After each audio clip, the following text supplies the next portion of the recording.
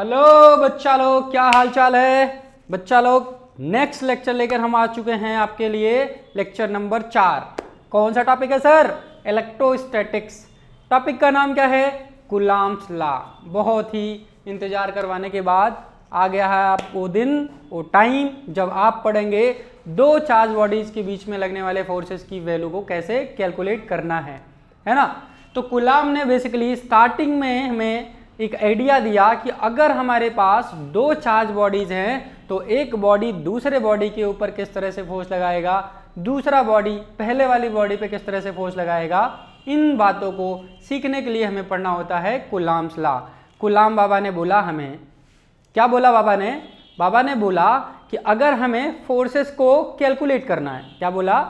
If you want to calculate the force applied by one charge another charge body, the force applied by one charge body on another charge body, then you must need to keep in mind that the entire object is treated as a point mass। ये अंग्रेजी क्या है भैया?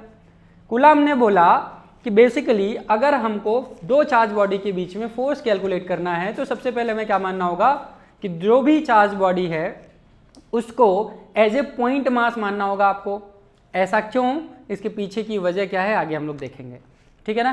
तो according to Coulomb's law, if there is two charges separated at a particular distance r, then one charge body is applied a force on another charge body which is directly proportional to product of their charges, that means Q1 and Q2। मान लीजिए दो charge body है, एक पे charge है Q1 and दूसरे पे charge है Q2।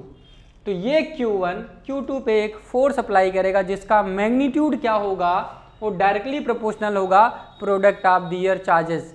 दैट मीन्स Q1 और Q2 को जब आप मल्टीप्लाई कर देंगे, इनके बीच में जो फोर्स लगेगा वो उस प्रोडक्ट के डायरेक्टली प्रोपोर्शनल होगा। पहली बात बता दी बाबा ने। दूसरी बात क्या है? Forces between the two charges is directly proportional to 1/r²। 1/r² का मतलब क्या है कि बेसिकली एक बॉडी दूसरे बॉडी पे जो फोर्स क्रिएट कर रहा है वो डायरेक्टली प्रोपोर्शनल होगा प्रोडक्ट ऑफ द चार्जेस, यानी कि Q1 Q2 के डायरेक्टली प्रोपोर्शनल हो गया, पहली बात। दूसरी बात, यह फोर्स इनवर्सली प्रोपोर्शनल होगा square of the distance between them, यानी कि फर्स्ट और सेकंड इक्वेशन से एक तीसरा इक्वेशन हमें बनाना है। Force is directly proportional to Q1 Q2 divided by r²। क्या ये बातें आपको समझ में आ गई? दोनों इक्वेशन को आप मर्ज करेंगे तो यहां पहुंच जाएंगे। And this proportionality constant is known as Coulomb constant या Coulomb force constant, Coulombian force constant या इलेक्ट्रोस्टैटिक कांस्टेंट। इसे आप बोल सकते हैं कि Q1 Q2 बाई r², के Q1 Q2 by r²। And ये क्या है? मैग्नीट्यूड है एक चार्ज का दूसरे चार्ज पे जो फोर्स अप्लाई करा जाएगा, यानी कि अगर ये पॉजिटिव चार्ज है और ये भी पॉजिटिव चार्ज है तो Q1 Q2 को रिपेल करेगा इस डायरेक्शन में। इसे हम लिखेंगे कैसे? Force on Q2 by Q1, और Q2 Q1 पे फोर्स अप्लाई करेगा इस डायरेक्शन में। इसे कैसे लिखेंगे? Force on Q1 due to Q2। Clear है? अब इन फोर्सेस को हमने इस फार्मूले के हिसाब से कैलकुलेट करना है। ये फोर्स का मैग्नीट्यूड क्या होगा बेटा? सेम होगा according to Newton third law. अगर Q1 Q2 पे F फोर्स लगा रहा है तो Q2 भी Q1 पे F फोर्स लगाएगा and direction must be along the direction of joining the center of the charges। Centre of the charges का मतलब क्या था? हमने अगर पॉइंट चार्ज मान लिया तो दोनों चार्ज को ज्वाइन करने वाला लाइन यही है। इस लाइन के अबाउट, इस लाइन के ही अराउंड क्या लगना है? इसी की तरफ क्या लगना है? इलेक्ट्रोस्टैटिक फोर्स लगना है। क्या लगना है भैया? इलेक्ट्रोस्टैटिक फोर्स लगना है। तो इस फोर्स का मैग्नीट्यूड आप कैसे निकालेंगे? उसके लिए ये दो कॉन्सेप्ट इन्होंने दिया कि force is directly proportional to product of their charges and inversely proportional to the square of the distance between them, r square के इनवर्सली प्रोपोर्शनल होगा। यानी कि इस लॉ को जनरली बोला गया इनवर्स स्क्वायर लॉ। इसे क्या बोलते हैं, याद रखिएगा, इनवर्स स्क्वायर लॉ बोलते हैं। इस बात को विशेष तौर पे आप याद रखिएगा बच्चों। जब भी फोर्सेस बिटवीन टू ऑब्जेक्ट, उन दोनों बॉडीज के बीच में जो डिस्टेंस होता है उसके स्क्वायर के इनवर्सली प्रोपोर्शनल होते हैं, यानी कि F is inversely proportional to the square of the distance between them. तो इस प्रोसेस को बोलते हैं, इस कॉन्सेप्ट को बोल देते हैं, इस लॉ को बोल देते हैं इनवर्स स्क्वायर लॉ। क्लियर है? यानी कि जो इलेक्ट्रोस्टैटिक फोर्स है वो इनवर्स स्क्वायर लॉ को फॉलो करता है। किसको फॉलो करता है? इनवर्स स्क्वायर लॉ को फॉलो करता है। ये हमारा क्या है, मैग्नीट्यूड है इन दोनों चार्जेस के बीच में लगने वाले फोर्सेस का। ठीक है, नेक्स्ट थिंग हम देखते हैं, के क्या है? K is known as proportionality constant. इसे क्या बोलते हैं भैया? प्रोपोर्शनैलिटी कांस्टेंट बोलते हैं। क्या बोलेंगे बेटा? Proportionality constant. और अगर हम एसआई सिस्टम में देखें, एमकेएस सिस्टम में देखें, तो एमकेएस सिस्टम या एसआई सिस्टम में बेसिकली के की वैल्यू क्या होती है? In SI system, SI system में के की वैल्यू बेटा क्या होती है? 9 इंटू 10 टू द पावर 9। और इसका यूनिट कैसे आप निकालते हैं? फोर्स का यूनिट न्यूटन होगा, आर स्क्वायर का metre square, coulomb, coulomb charges का यूनिट क्या होता है? कुलाम होता है। तो कुलाम इंटू कुलाम, कुलाम स्क्वायर हो गया। तो के की यूनिट क्या बनी भैया? न्यूटन मीटर स्क्वायर पर कुलाम स्क्वायर। ये विशेष तौर पे आपको हमेशा ध्यान में रखना है। और के की वैल्यू 9 इंटू 10⁹ जो होता है ये एसआई यूनिट सिस्टम में होता है। कहाँ होता है? एसआई यूनिट सिस्टम में होता है। यूनिट क्या हुआ? न्यूटन मीटर पर कुलाम स्क्वायर। किसी ने बोला भैया इसका, किसका? इस प्रोपोर्शनैलिटी कांस्टेंट का डायमेंशनल फार्मूला बता दो। क्या बता दो? डायमेंशनल फार्मूला बता दो। तो के का डायमेंशनल फार्मूला क्या होता है, इस चीज को विशेष तौर पे देखेंगे। न्यूटन का क्या होता है भैया? m1l1 t to the power -2 या t-2 से पढ़ते हैं जनरली, है ना। m1 ये किसका है भैया? फोर्स का है। m1 बोल दो या m लिख दो, l लिख दो, t-2 लिख दो, ये फोर्स का हो गया। मीटर स्क्वायर का क्या होगा? L2 हो जाएगा। क्या हो जाएगा? L2 हो जाएगा। कुलाम का, कुलाम क्या है? It is a derived unit. Electric charge का वैल्यू क्या होता है भैया? Ampere into second. इसका यूनिट क्या हो जाएगा? एम्पियर इंटू सेकेंड हो जाएगा यूनिट। चार्ज का दूसरा यूनिट एम्पियर सेकेंड होता है, चार्ज का दूसरा यूनिट एम्पियर सेकेंड होता है। इसका डायमेंशनल फार्मूला क्या लिखेंगे आप? A इंटू टी लिखेंगे। और क्योंकि कुलाम का स्क्वायर है तो A2 T2 आप लिख देंगे। अच्छा, इस चीज को ऊपर आप ले जाएंगे बेटा, ये क्या हो जाएगा? अगर इस चीज को आप ऊपर ले जाएंगे तो डायमेंशनल फार्मूला क्या हो जाएगा? डायमेंशनल फार्मूला हो जाएगा बेटा के का m1l3 t-4 a-2। ये जरूर ध्यान रखिएगा। के का प्रोपोर्शनैलिटी कांस्टेंट का या फोर्स कांस्टेंट का जो डायमेंशनल फार्मूला होगा m1l3 t-4 a-2 होगा। याद रखने वाली बात है। और के की वैल्यू 9 × 10⁹ किस सिस्टम में है? एसआई सिस्टम में है, ये भी याद रखिएगा। ठीक है। अच्छा, जनरली के की वैल्यू क्या होती है? इस कंडीशन में के की वैल्यू क्या होती है? इट इज इक्वल टू 1/4πε0 होता है जनरली। हम जनरली इसको भी हटा दें क्योंकि किताबों में ये लिखा रहता है, लेकिन मैं जरा के बराबर लिखूंगा 1/4πε0 नहीं लिखूंगा, एप्सिलॉन बस लिखूंगा, क्योंकि के बारे में बात कर रहे थे, यहाँ एप्सिलॉन लिख दीजिए चलेगा। और ये किस कंडीशन में एप्सिलॉन क्या होता है? इसे बोलते हैं इलेक्ट्रिक परमिटिविटी। ये इलेक्ट्रिक परमिटिविटी का क्या मतलब है वो आगे देखेंगे। तो चार्जेस को अगर हमने वैक्यूम में रखा, कहाँ रखा है? वैक्यूम में रखा है, तो प्रोपोर्शनैलिटी कांस्टेंट के बराबर हो जाएगा 1/4πε0। फोर्स कांस्टेंट की वैल्यू 1/4πε0 हो जाएगा, जहां पे एप्सिलॉन को हम क्या बोलते हैं? Electric permittivity. क्या बोलते हैं भैया? इलेक्ट्रिक परमिटिविटी, परमिटिविटी बोलते हैं और इसकी वैल्यू क्या होती है फ्री स्पेस में। अगर एप्सिलॉन नॉट की वैल्यू हमें कैलकुलेट करनी है तो हम क्या लिखेंगे 8.85 फ्री स्पेस की value, sorry epsilon naught free space क्या हो जाएगा 8.85 into 10 to the power -12। Unit क्या हो जाएगा के की यूनिट का जस्ट उल्टा, यानी कि metre coulomb square divided by newton metre square हो जाएगा इसकी यूनिट। एसआई सिस्टम में चल रहा है, यूनिट क्या हो जाएगा इलेक्ट्रिक परमिटिविटी का कूलाम स्क्वायर पर न्यूटन मीटर स्क्वायर। किसी ने पूछा आपसे भैया डायमेंशनल फार्मूला बता दो, क्या पूछा डायमेंशनल फार्मूला बता दो, तो एप्सिलॉन नॉट का डायमेंशनल फार्मूला क्या हो जाएगा के का जो डायमेंशनल फार्मूला आया उसी का जस्ट उल्टा हो जाएगा।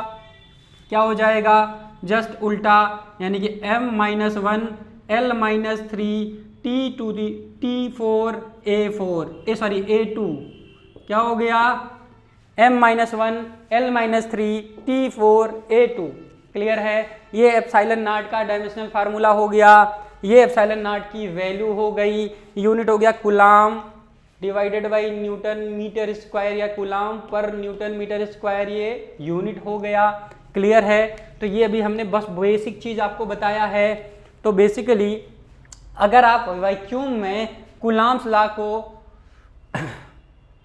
वैक्यूम में अगर आप फोर्सेस को कैलकुलेट करना चाहते हैं बिटवीन टू चार्जेस तो उसकी वैल्यू क्या हो जाएगी F = K Q1 Q2 by R square. अब इसको जरा हम एक्सटेंडेड फॉर्म में लिख दें, यहाँ पे लिख दे रहे हैं चार्जेस के बीच में लगने वाले फोर्स F बराबर 1/4 pi epsilon not Q1 Q2 divided by R square. अभी तक सिर्फ और सिर्फ हमने मैग्नीट्यूड के बारे में बात करा है, ये force between two charges in magnitude form में है। ये क्या है मैग्नीट्यूड बता रहा है, एक चार्ज बॉडी दूसरे चार्ज बॉडी पे कितना फोर्स लगाएगा। लेकिन सवाल ये उठता है सर ये चार्ज रखे कहाँ गए हैं, तो भैया ये वैक्यूम में रखे गए हैं। कहाँ रखे गए हैं, वैक्यूम में रखे गए हैं।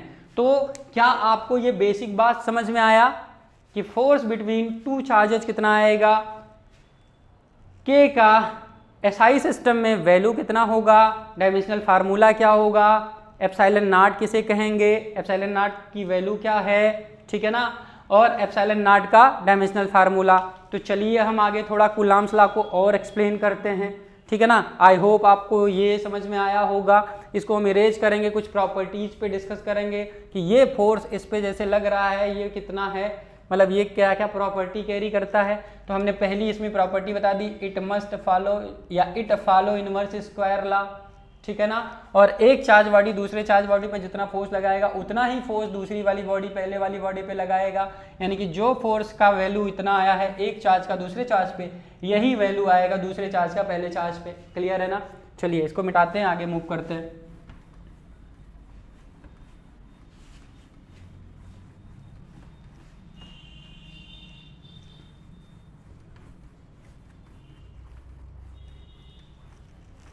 चलिए भैया देखते हैं फटाफट फटाफट फटाफट। वैक्यूम में हमने चार्जेस को रखे थे, Q1 ने Q2 पे फोर्स लगाया, F फोर्स लगाया है, फोर्स की वैल्यू हमने देखा क्या आया है 1/4 pi epsilon not Q1 Q2 by R square आया है, ठीक है ना। अब हम इस फोर्स को F बराबर क्या लिख सकते हैं, F बराबर हमने बोला है कि भैया force on Q2 by Q1 is equal होगा magnitude force on Q1 by Q2 के। ये जरूर ध्यान में रखिएगा, फोर्सेस की वैल्यू सेम होगी लेकिन डायरेक्शन अलग अलग होगा। फोर्सेस की वैल्यू क्या है भैया, सेम है, मैग्नीट्यूड एक चार्ज का दूसरे चार्ज पे जो फोर्स लग रहा है उसका मैग्नीट्यूड सेम होगा। क्लियर है। कभी कभी आपसे पूछ लेता है what is the ratio between these forces, तो आप भटकिएगा मत। रेशियो क्या होगा फोर्स का, किसी ने बोला भैया force on Q2 by Q1 divided by force on Q1 due to Q2, इसका रेशियो क्या आएगा भैया 1:1 का आएगा। इस बात पे बिल्कुल मत घबराइएगा। ये फोर्सेस का जो रेशियो होगा क्या होगा भैया, सेम होगा। जितना Q1 Q2 पे फोर्स लगाएगा उतना ही फोर्स Q2 Q1 पर भी लगाएगा। बात समझ में आया, जैसी करनी वैसी भरनी, ठीक है ना। न्यूटन थर्ड लॉ याद रखिएगा, ठीक है। आई होप ये छोटी सी बात आपको समझ में आई होगी। अब क्या समझना है, प्रॉपर्टीज समझना है। कोलम्बियन फोर्स की प्रॉपर्टी क्या है? पहली बात तो ये लाइन ऑफ ज्वाइनिंग है। ये जो लाइन हमने ड्रॉ करा है इसे बोलते हैं लाइन ऑफ ज्वाइनिंग, या लाइन ऑफ ज्वाइनिंग है, लाइन ऑफ ज्वाइनिंग है। ये लाइन ऑफ ज्वाइनिंग क्या है? दोनों चार्जेस के सेंटर ऑफ मास को या सेंटर ऑफ ग्रेविटी को जो लाइन ज्वाइन करती है तो उसे बोल देते हैं लाइन ऑफ ज्वाइनिंग। और जो कोलम्बियन फोर्स है, इलेक्ट्रोस्टैटिक फोर्स है, ये बेसिकली लाइन ऑफ ज्वाइनिंग के ही अलोंग लगता है, लाइन ऑफ ज्वाइनिंग के ही अलोंग लगता है। That's why it is known as central forces, that's why it is known as central forces. ये क्या कहलाता है भैया? सेंट्रल फोर्स कहलाता है। पहली प्रॉपर्टी इसकी है सेंट्रल फोर्स। दूसरी प्रॉपर्टी हमने पीछे बताया है, it must follow inverse square law, follow inverse square law. ये इनवर्स स्क्वायर लॉ को फॉलो करता है।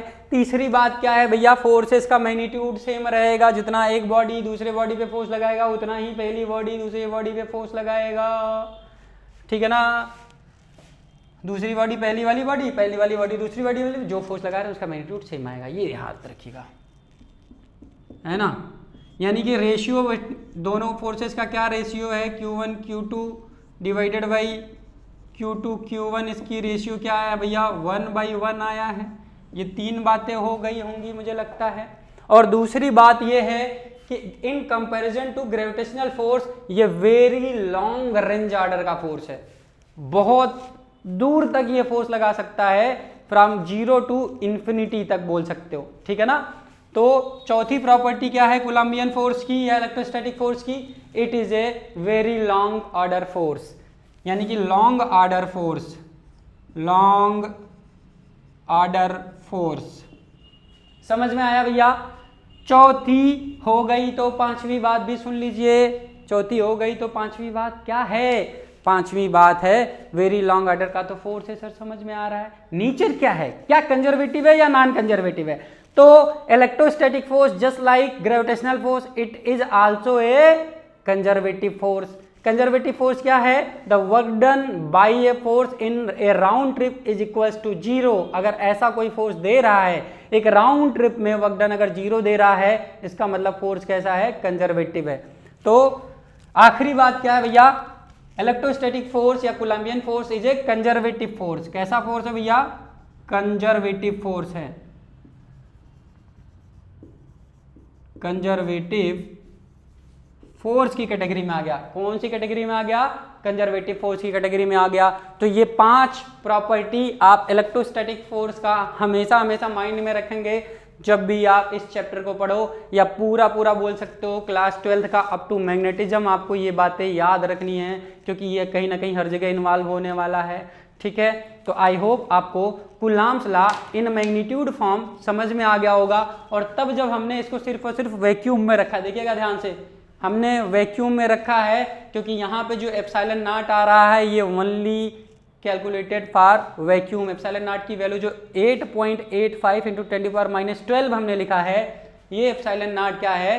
परमिटिविटी ऑफ फ्री स्पेस है। क्या है भैया? परमिटिविटी ऑफ फ्री स्पेस है। क्लियर है? याद रखेंगे ये बात, ठीक है? इसके आगे वाले वीडियो में हम लोग पढ़ेंगे कूलम्ब्स लॉ, फोर्सेस जो भी इन्होंने दिए हैं, है ना, इसकी वैल्यू हम कैसे कैलकुलेट करेंगे जब हम इन्हीं चार्जेस को उठा के किसी मीडियम में रख देंगे, ठीक है ना? वो बहुत बड़ा अपना एक डिस्कशन होने वाला है। तो electrostatic force in a medium अगर हमें कैलकुलेट करना है तो हम लोग इसको देखेंगे, ठीक है बच्चों लोग? ठीक है, आई होप आपको थोड़ा बहुत समझ में आया होगा। कोशिश करते हैं आप लोग इसको एक बार और देखिएगा, 2 बार देखिएगा, 3 बार देखिएगा, ठीक है ना? Thank you for watching us. बहुत ज़्यादा